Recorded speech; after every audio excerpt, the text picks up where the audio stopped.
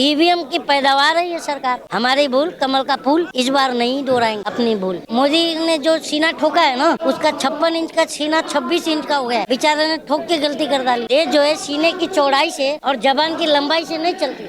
मोदी जी को जो सुनते हैं ना, उन्हीं को मोदी जी ढूंढते हैं और ये किसी की सुनता नहीं है। ये बेरुपया है, धर्म का चोला ओढ़ कर आया है। अंधभक्त बनेगा इंडिया तो सवाल नहीं करेगा इंडिया। भाइयों बहनों, अब तो भाइयों बहनों सुन करके हंसी आती है। यहाँ से अच्छी अच्छी सरकारों को उखाड़ के फेंक दिया जनता ने। ये मोदी किस खेत की मूली है? ये जंतर मंतर की धरती है। भीख मांगा है घूम घूम के 35 साल भिखारी, और हमें भी भिखारी बना दिया। किसी को भूखे नहीं सोने दे रहे हैं। ओहो हो, खूब मशरूम दबा के खा रहे हैं और हमें सूखी रोटी खिला रहे हैं।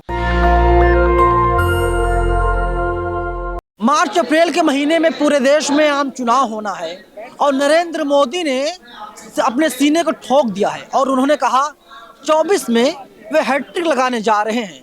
लेकिन वही कांग्रेस के साथ ही तमाम पार्टियां हैं जो लगातार ईवीएम के खिलाफ हैं। वे लोग ईवीएम के खिलाफ बयान जारी कर रही हैं और कह रही हैं कि ईवीएम के जरिए धांधले हो सकती है, क्योंकि होती है, इसका कोई ऑथेंटिक अभी तक प्रमाण नहीं है। और महमूद प्राचा हो, भानु प्रताप हो, ये लोग लगातार कह रहे हैं कि 24 में बैलेट से चुनाव करवाया जाए और अगर 24 में बैलेट से चुनाव होता है तो किसी भी कीमत पर नरेंद्र मोदी हैट्रिक नहीं लगा पाएंगे। इसी आंदोलन में आए हुए कलीम शेख मेरे साथ अभी मौजूद हैं। कलीम भाई, मोदी ने सीना ठोक कर कहा है कि मैं हैट्रिक लगाऊंगा, आप लोग उनके अगेंस्ट हैं। सीना ठोक लिया है।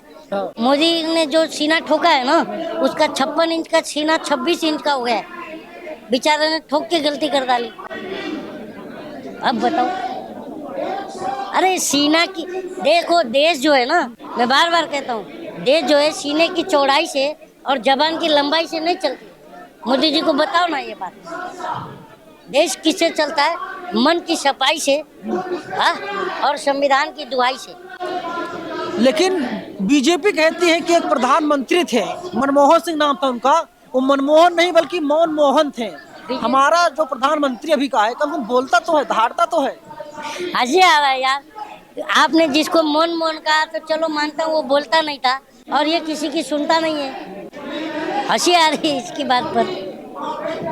बताओ, ना किसानों की सुन रहा है, ना जवानों की सुन रहा है, ना महिलाओं की सुन रहा है, ना छात्रों की सुन रहा है, ना नौजवानों की सुन रहा है। किसकी सुन रहा है ये बताओ? मोदी जी को लोग सुनते हैं। अरे जिसे मोदी जी को जो सुनते हैं ना, उन्हीं को मोदी जी ढूंढते हैं। धुनाई हो गई ना सबकी। अरे 20 मिलियन सब्सक्राइबर है उनके यूट्यूब चैनल पे। 20 मिलियन सब्सक्राइबर भी फेक निकले। बताओ, 20 मिलियन जिसका सब्सक्राइबर होगा उसका व्यूज जो है एक वीडियो में 10,000 20,000 जाएगा क्या? 5-5 हजार वीडियो पे व्यूज आते हैं।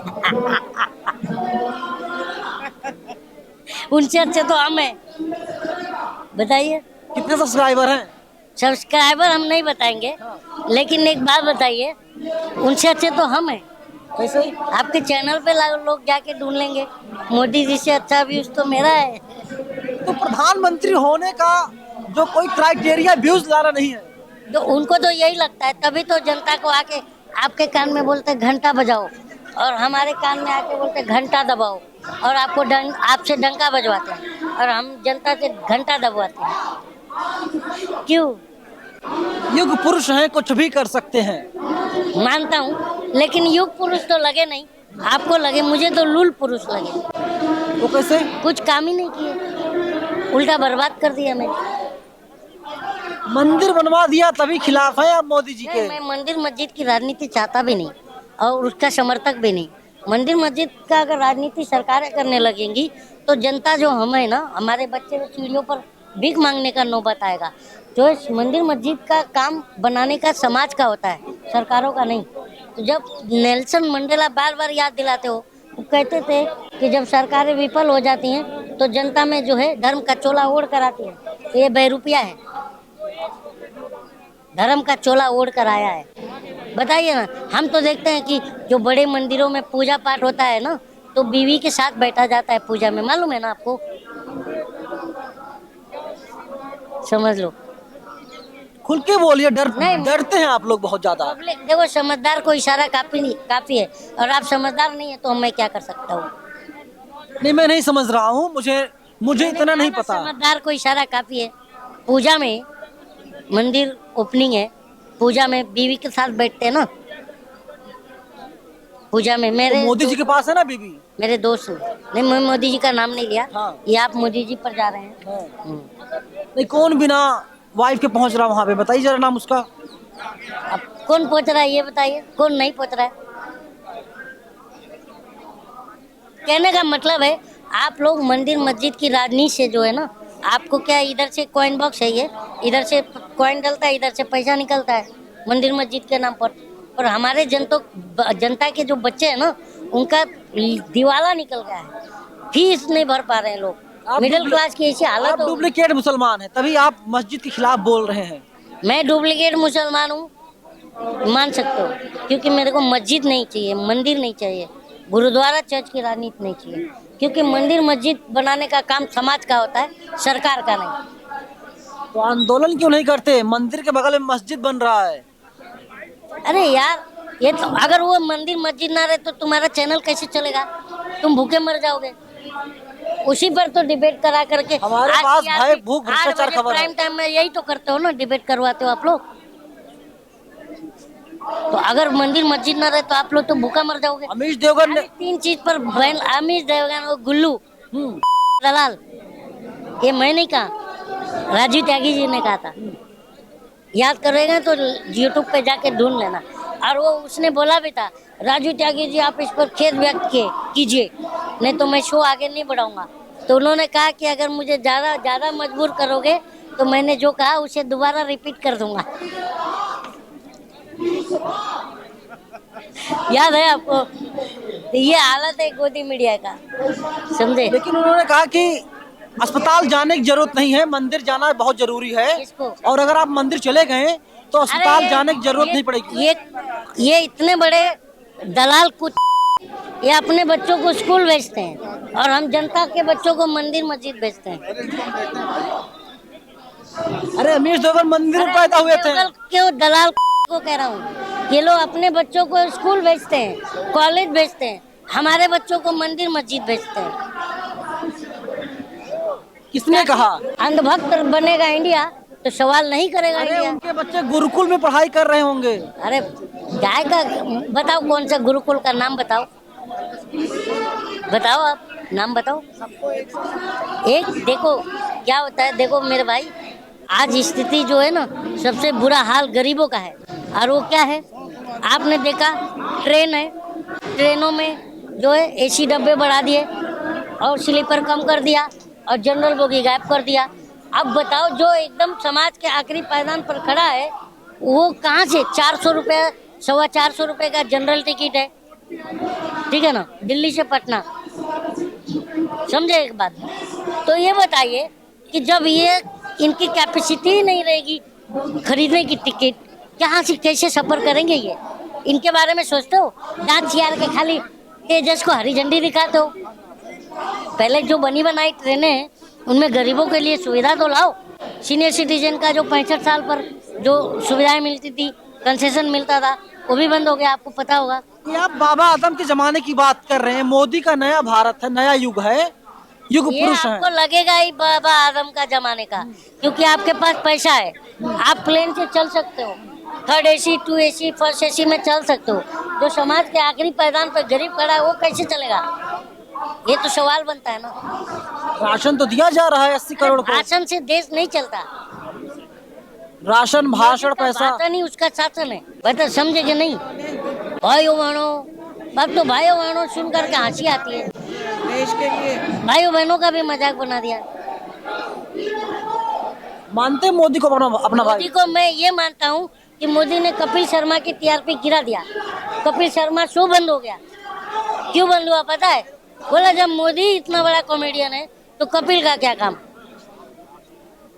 बंद हो गया। आप भी कॉमेडियन है, रोड पर आ गए आप। हाँ सड़क पर हम लोग बैठे हैं। हाँ देखो, पर ये सड़क जहाँ पर हम बैठे हैं ना, यहाँ से अच्छी अच्छी सरकारों को उखाड़ के फेंक दिया जनता ने। तो ये मोदी किस खेत की मूली है? ये जंतर मंतर की धरती है, मालूम है ना आपको? बड़े बड़े वीर योद्धा महापुरुष लेकिन यहाँ से कलीम भाई, आपको नहीं लगता कि देश का सौभाग्य है कि नरेंद्र मोदी जैसा व्यक्ति देश का प्रधानमंत्री है? दुर्भाग्य है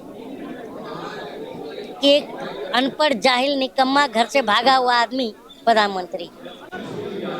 मेहनत किया बहुत मोदी ने। भीख मांगा है घूम घूम के 35 साल, भिखारी, और हमें भी भिखारी बना दिया।